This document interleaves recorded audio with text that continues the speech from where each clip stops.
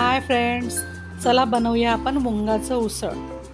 मी मूग घेतले आणि 10-12 तास भिजत टाकले होते आणि आता आपण त्याला स्वच्छ धुवून घेणार आहोत।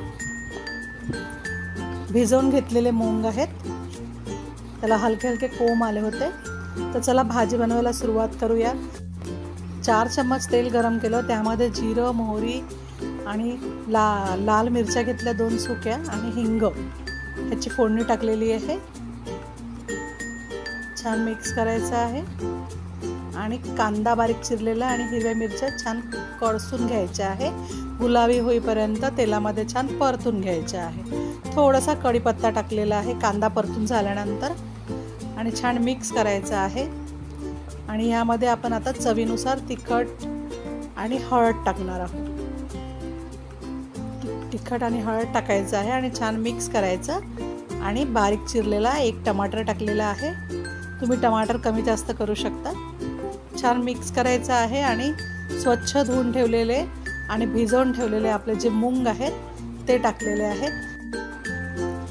छान हलके हलके कोम पण आलेले आहेत मुंगाला। छान मिक्स करायचं आहे आणि 5 मिनिटं आपण झाकण लावून शिजवून घेणार आहोत। 5 मिनिटांनंतर पुन्हा एकदा छान कळसून घ्यायचं आहे। बघा किती छान असं कळसलं गेलेलं आहे, पाणी पूर्ण सुकून गेलेलं आहे। आणि आता बारीक चिरलेला पालक टाकत आहे आणि छान पालक टाकून छान शिजवून घ्यायचं आहे। मिक्स करायचं पालक आणि छान शिजवून घ्यायचं आहे। पालक आवडत असल्यास टाकायचं किंवा तुम्ही स्किप पण करू शकता।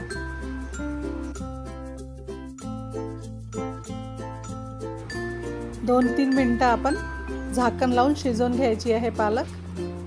बघा किती मस्त छान झालेली आहे भाजी आपली।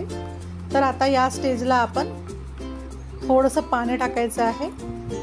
तुम्ही कडसून असंही खाऊ शकता। हे मीठ टाकायचं आहे थोडंसं चवीनुसार, म्हणजे पालक न वापरताही तुम्ही हे या पद्धतीने खाऊ शकता। आणि मूग छान शिजल्या गेलेले आहेत, तर आता आपण चवीनुसार मीठ टाकायचं आहे। मीठ टाकून आणखी 5 मिनिटं शिजवून घ्यायचं आहे। थोडंफार जे कच्चेपणा असेल ते शिजून जाईल आणि भाजी आपली छान तयार झालेली आहे। बघा मुंगाचं उसळ हे छान तयार झालेलं आहे। बारीक चिरलेला अद्रक टाकलेला आहे, किसून टाकलेला आहे अद्रक, आणि थोडासा गरम मसाला टाकलेला आहे।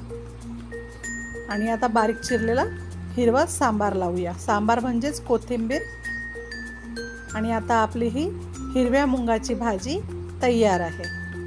तर हे पोळी भाकरीसोबत, भातासोबत छान लागते। आणि तुम्हाला जर आणखी ग्रेव्ही पाहिजे असेल, पातळ पाहिजे असेल, तर पाणी टाकून तुम्ही उकळी काढून घेऊ शकता।